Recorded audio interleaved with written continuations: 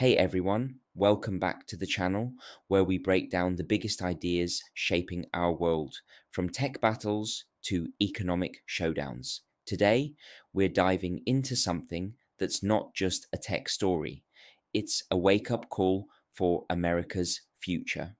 You've probably heard the buzz about chips, those tiny semiconductors powering everything from your phone to AI supercomputers. But here's the real deal: America's dream of going it alone in chip making is a fantasy that's holding us back. To stay on top as the world's tech leader, we need to open up the markets, build real alliances, and make friends instead of throwing around threats and tariffs. Let me explain why this matters and how ditching the intimidation game could secure our dominance for generations. Picture this: back in the day, Intel was the king of chips. They were the innovators, the powerhouse that put America at the forefront of tech. But fast forward to now, and Intel's struggling big time. Their market value has plummeted.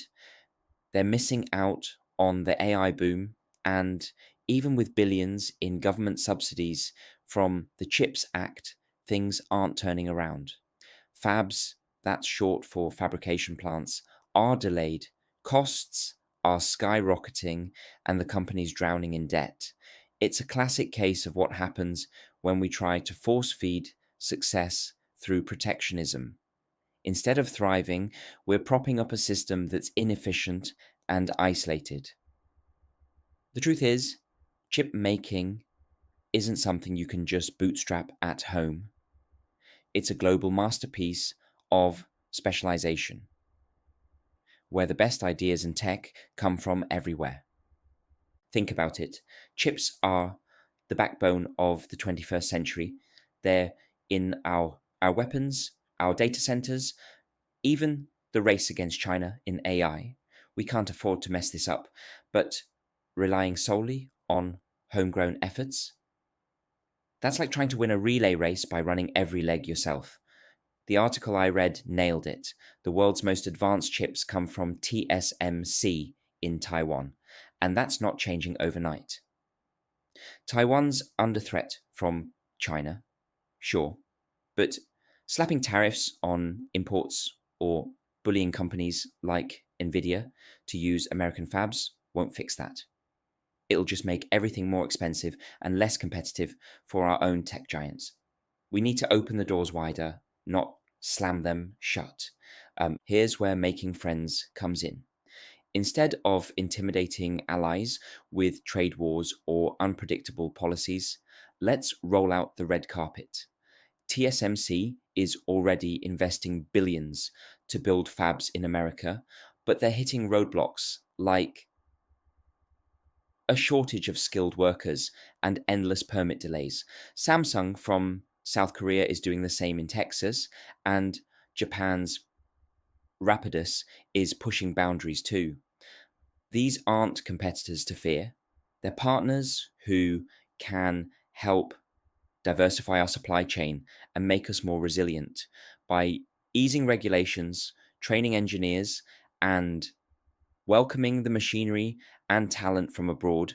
We turn potential rivals into a network of strength. It's about collaboration, not coercion. Remember, the chip industry evolved over decades through globalization. Autarky, the idea of total self reliance, is a pipe dream that sets us up for failure. Let me paint a picture of what success looks like. Imagine America leading a global alliance where Taiwan innovates the cutting edge stuff.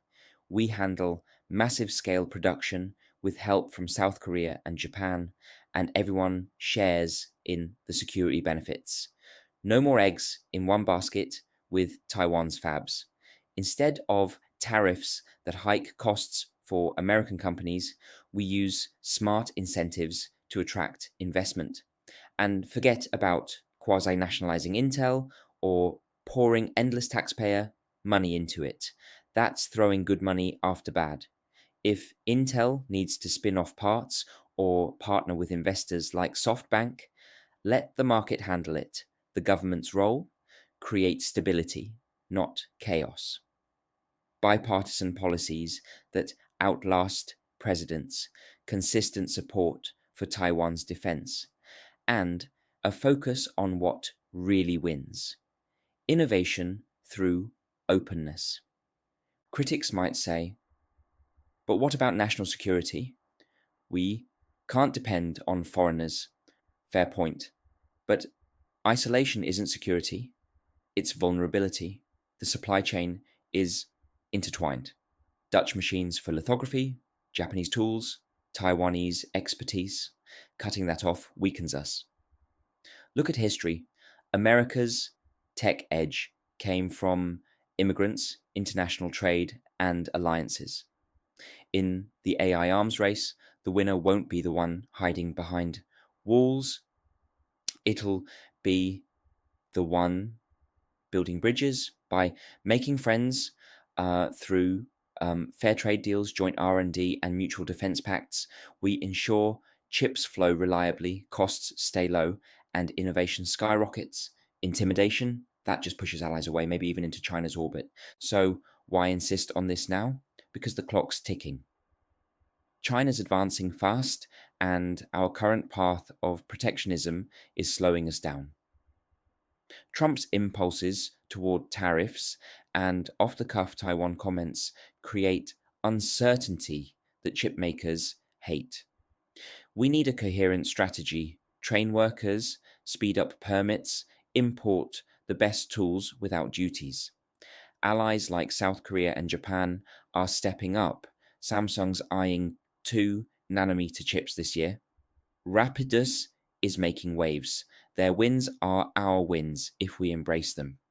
Opening markets isn't weakness, it's the smart play for leadership. Wrapping this up, America's fantasy of solo chip making is just that, a fantasy. To dominate, we must open up, collaborate, and treat allies as equals, not targets. Make friends, not enemies. That's how we secure the future. If you agree, hit that hit that like button, subscribe for more deep dives, and drop your thoughts in the comments. Should America double down on alliances or go it alone? Thanks for watching. See you next time.